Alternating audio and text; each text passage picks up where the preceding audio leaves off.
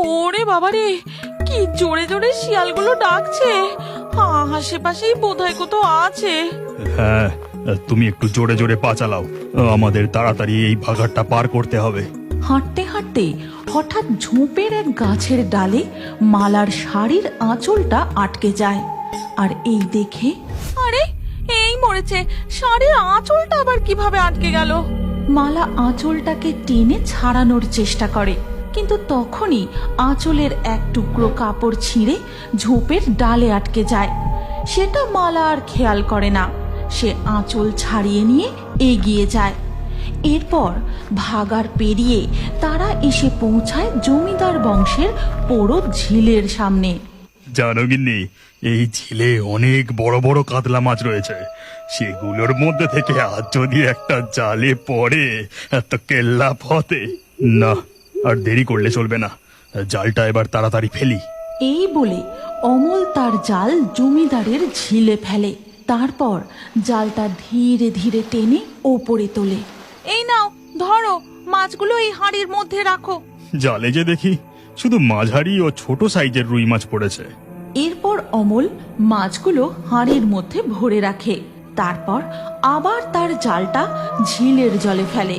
এবারে জাল তোলার সময় অমল জালটায় বেশ টান অনুভব করে।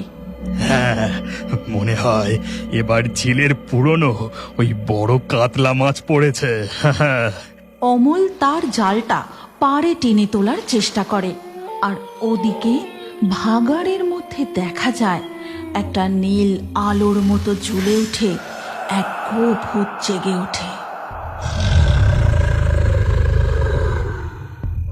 গরুর ভূতটা ঝোপটার দিকে এগিয়ে যায়। তারপর ঝোপের ডালে আটকে থাকা মালার শাড়ির আঁচলের ছেঁড়া টুকরোটার কাছে গিয়ে ভালো করে শুঁকতে থাকে।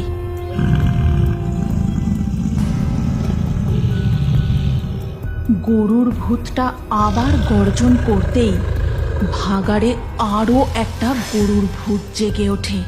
তারপর গরুর ভূত দুটো একে অপরের কাছাকাছি এসে নিজেদের মধ্যে কি যেন কথা বলতে থাকে।